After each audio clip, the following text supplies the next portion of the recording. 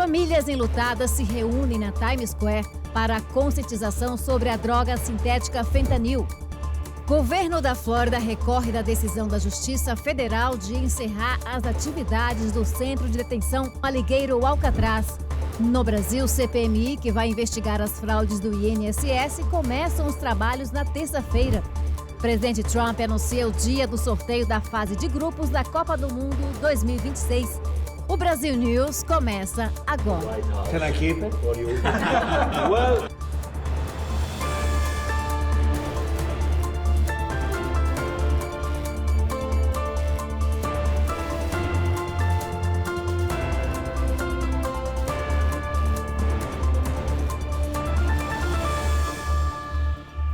Boa noite. No Dia Nacional de Prevenção e Conscientização da Droga Sintética Fentanil, famílias enlutadas se reuniram na Times Square em Nova York para lembrar os entes queridos. Na quarta-feira, um enorme outdoor eletrônico declarou que o fentanil é o assassino número 1 dos jovens. Além de homenagens, o grupo alertou sobre os perigos da droga. Vamos ouvir um trecho. This is my son Jabari. He died of fentanyl poison, fentanyl-laced marijuana, May 29, 2020. Now, every day we miss him. We knew nothing about fentanyl until we got that call. We have to act fast to prevent this from happening to other parents. De acordo com os Centros de Controle e Prevenção de Doenças, a droga fentanil é cerca de 50 vezes mais potente que a heroína e 100 vezes mais forte que a morfina. O governo da Flórida recorreu da decisão da Justiça Federal que ordenou o encerramento do polêmico Centro de Detenção Alligator Alcatraz nos Everglades. A repórter Lorena Gomes tem as informações. E o governador Ron DeSantis recorreu rapidamente, ainda na noite de quinta-feira, da decisão na Justiça Federal sobre o centro de detenção conhecido como Alligator Alcatraz, que fica nos Everglades. Horas antes, a juíza federal Kathleen Williams emitiu uma ordem que determina o encerramento das operações do centro de detenção. A decisão proíbe a chegada de novos detidos e bloqueia qualquer expansão ou construção adicional no complexo, que foi construído há 2 meses em um aeroporto desativado. O local foi criado para abrigar migrantes presos em operações federais e é associado à política de segurança de fronteira do presidente Donald Trump. A juíza classificou o projeto como precipitado e legalmente deficiente, além de apontar falta de estudos de impacto ambiental e violações à legislação federal de proteção de áreas úmidas. A ordem também exige a remoção de estruturas temporárias, como cercas, iluminação e equipamentos de operação, e determina que os detentos sejam transferidos em até 60 dias. Grupos ambientalistas e representantes de tribos indígenas celebraram a decisão. Enquanto o recurso do governo da Flórida não é julgado, a decisão da Justiça Federal permanece. E o acidente fatal na Flórida, ocorrido na semana passada, envolvendo um imigrante ilegal, trouxe medidas rígidas defendidas pelo secretário de Estado, Marco Rubio. Em uma rede social, ele anunciou um projeto de lei para proibir que imigrantes ilegais possam obter licenças para operar veículos comerciais nos Estados Unidos. Rubio classificou o incidente como tragédia evitável e criticou a falta de fiscalização federal que permitiu que o motorista trabalhasse em uma função de alto risco. Na quinta-feira, o vice-governador da Flórida, Jay Collins, viajou à Califórnia para escoltar pessoalmente o imigrante detido após a transferência ser autorizada por autoridades federais. Em uma postagem nas redes sociais, o governador Ron DeSantis agradeceu a iniciativa do vice-governador. Na semana passada, o indiano Harjinder Singh foi preso após dirigir um caminhão com carteira de motorista da Califórnia e provocar um acidente que matou 3 pessoas. Ele está nos Estados Unidos desde 2018 e atualmente estava em situação irregular. E um homem foi morto a tiros por policiais na madrugada desta sexta-feira após avançar contra eles com uma tesoura e ignorar ordens para parar. O incidente aconteceu por volta das 4 horas da manhã no centro de Orlando. Segundo a polícia, os agentes foram chamados após uma briga entre colegas de quarto. O homem, que acabou morto a tiros pela polícia, não estaria envolvido na confusão, mas teria tentado avançar contra os policiais que reagiram. A identidade dele não foi divulgada, mas, segundo autoridades, ele tinha antecedentes criminais, incluindo roubo com agressão e posse de drogas. A Amelia Street ficou interditada nos dois lados da via. A polícia de Orlando realizou uma coletiva de imprensa para esclarecer os fatos. E um ex-oficial do governo cubano e afilhado de Fidel Castro foi preso por posse de cocaína em Hialeah, no condado de Miami-Dade. Rogério Izquierdo, de 43 anos, foi detido durante uma operação de narcóticos. Izquierdo é identificado como ex-major do Ministério do Interior de Cuba. De acordo com o relatório da prisão, um agente encontrou um pacote plástico transparente com uma substância semelhante à cocaína no bolso do suspeito. Ele foi detido no domingo por posse de substância controlada e encaminhado ao sistema correcional de Miami-Dade. O caso, que chamou a atenção da comunidade local pela identidade do suspeito, segue sob investigação das autoridades. E um incêndio de grandes proporções avança na região oeste dos Everglades, no condado de Broward. As labaredas já consumiram mais de 17 mil hectares de vegetação. Segundo o Serviço Florestal da Flórida, até amanhã desta sexta-feira, apenas 10% do incêndio havia sido combatido. Equipes de resgate têm usado helicópteros em áreas de difícil acesso.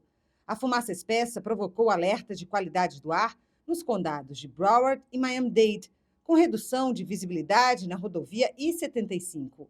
Autoridades recomendam que pessoas com problemas respiratórios evitem atividades ao ar livre. O incêndio acontece a menos de 80 quilômetros do centro de detenção Alligator Alcatraz, localizado no aeroporto Dade Collier, dentro de uma área preservada. Embora sem ameaça direta às instalações, a proximidade levanta preocupações sobre segurança, logística e impactos ambientais. O incêndio florestal acontece na região pantanosa do sul da Flórida, onde o calor extremo, a vegetação seca e a dificuldade de acesso formam uma combinação perigosa. Pois bem, a seguir no Brasil, proposta que cria voto impresso vai para a votação no Senado. Até já!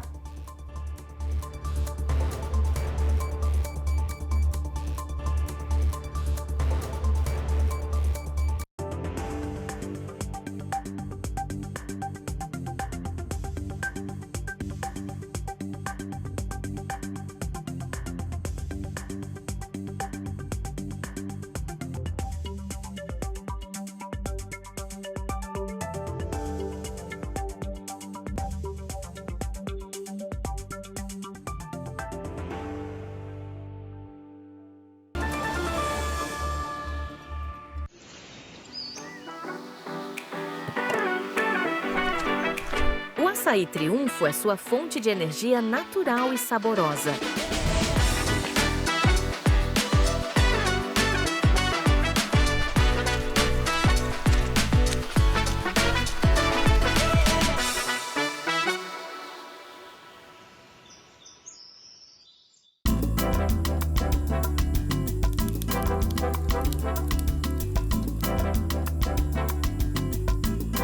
As linguiças Cortes trazem o sabor artesanal que une amigos e família.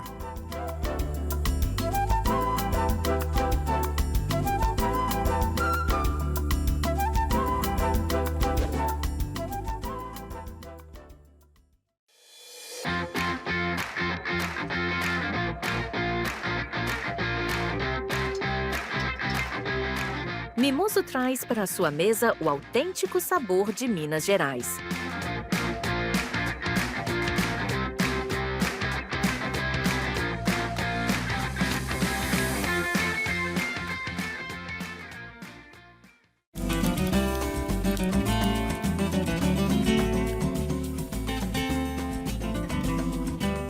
Transforme seu churrasco em uma experiência inesquecível com o mineiro.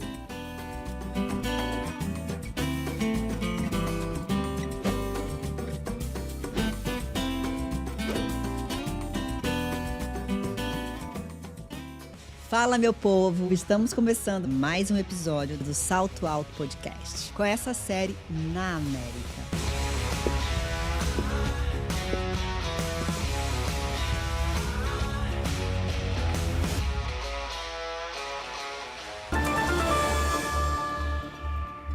E agora você fica com as principais notícias do Brasil com a correspondente Arlene Balieiro. E a Comissão Parlamentar Mista de Inquérito, a CPMI, que vai investigar as fraudes do INSS, começam os trabalhos na terça-feira, dia 26. A comissão foi instalada na quarta e terá como presidente o senador Carlos Viana, do Podemos, e relator o deputado Alfredo Gaspar, do União. Servidores da Controladoria Geral da União, a CGU, da Polícia Federal e do próprio INSS devem ser solicitados para auxiliar nos inquéritos. O presidente Viana adiantou que os primeiros a serem ouvidos serão os ministros da Previdência anteriores ao governo da ex-presidente Dilma Rousseff. A estimativa é de que 9 milhões de beneficiários tenham tido algum tipo de desconto indevido associativo em folha entre os anos de 2019 e 2024. O prejuízo aos cofres públicos ultrapassou os 6 bilhões de reais. A CPMI tem previsão de duração de 180 dias. E ainda falando de fraude, uma operação que investiga fraudes em precatórios judiciais foi deflagrada pela Polícia Federal nesta sexta-feira em Brasília e no Maranhão. Mandados de busca e apreensão e medidas cautelares foram cumpridos. Funcionários da Caixa Econômica Federal no Distrito Federal foram afastados dos cargos por suspeita de participação no esquema criminoso. Advogados investigados por envolvimento na fraude também tiveram o direito ao exercício da profissão suspensos. Segundo as investigações da Polícia Federal, o grupo atuava na falsificação de documentos para levantar valores de precatórios de forma fraudulenta. O prejuízo ultrapassa os 3,5 milhões de reais. Os investigados podem responder por crimes de estelionato, falsificação de documentos e organização criminosa. E foi aprovado na última quarta-feira pela Comissão de Constituição e Justiça do Senado, por 14 votos a 12, o projeto de lei que cria um novo Código Eleitoral. Entre as mudanças propostas está a impressão do voto pela urna eletrônica, cota de vagas para mulheres no Legislativo e o afastamento de militares e juízes para que disputem eleições. O projeto também prevê a proibição do uso de inteligência artificial nas campanhas eleitorais. Agora a proposta vai para votação em caráter de urgência no Senado. Para que as novas regras entrem em vigor nas eleições de 2026, o Senado e a Câmara precisam concluir a análise do projeto antes do mês de outubro deste ano. E houve reação da Embaixada dos Estados Unidos aqui no Brasil após a declaração do ministro do Supremo Tribunal Federal, o STF, Alexandre de Moraes, sobre punir bancos brasileiros que aplicarem sanções estrangeiras sem permissão da Justiça brasileira. Em uma nota enviada ao site Metrópolis na quinta-feira, a embaixada afirmou que as declarações do ministro estão, abre aspas, fundamentalmente equivocadas e que refletem um padrão preocupante de abuso de poder. Fecha aspas. A afirmação do ministro Moraes foi feita durante uma entrevista à agência de notícias Reuters na quarta-feira. O ministro afirmou que a Justiça brasileira pode punir instituições financeiras que cumpram ordens de bloqueio dos Estados Unidos. Na prática, o ministro sancionado pela Lei Magnitsky não pode realizar nenhuma movimentação financeira ou negócios com instituições americanas. E termina na noite desta sexta-feira o prazo estipulado pelo ministro do STF, Alexandre de Moraes, para que a defesa de Jair Bolsonaro dê explicações sobre o documento de pedido de asilo político à Argentina. Veja. Com o fim do prazo para a defesa do ex-presidente Jair Bolsonaro explicar o suposto pedido de asilo, a Polícia Federal se antecipou em providenciar uma cela para o ex-presidente na Superintendência em Brasília. Segundo o relatório da PF apresentado ao Supremo Tribunal Federal, o STF, o ex-presidente Bolsonaro cogitou pedir asilo político ao presidente da Argentina, Javier Milei. O documento foi recuperado durante perícia realizada no celular de Bolsonaro. A defesa do ex-presidente teve o prazo estipulado até a noite desta sexta-feira para dar esclarecimentos, conforme o despacho do ministro do STF, Alexandre de Moraes. O governo argentino se manifestou sobre o assunto, afirmando não ter recebido nenhum pedido de asilo de Jair Bolsonaro. Veja agora como ficou a moeda brasileira frente ao dólar.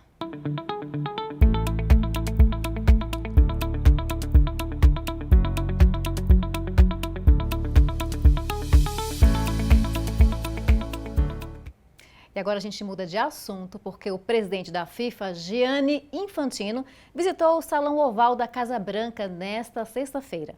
E o presidente Donald Trump segurou a taça da Copa do Mundo 2026. Can I keep it? Na ocasião, Trump anunciou que o sorteio da fase de grupos será no dia 5 de dezembro no Kennedy Center em Washington, D.C. Além de receber o primeiro ingresso disponível para a Copa do Mundo 2026, Trump também falou sobre a polêmica dos vistos. Ele disse que vai lançar uma série de facilidades para a emissão de vistos para quem pretende acompanhar a competição. O torneio acontecerá aqui nos Estados Unidos, no Canadá e no México. E esta edição do Brasil News termina aqui, mas você pode rever todas as notícias no nosso canal no YouTube. Muito obrigada pela companhia, uma ótima noite e também um ótimo e excelente fim de semana.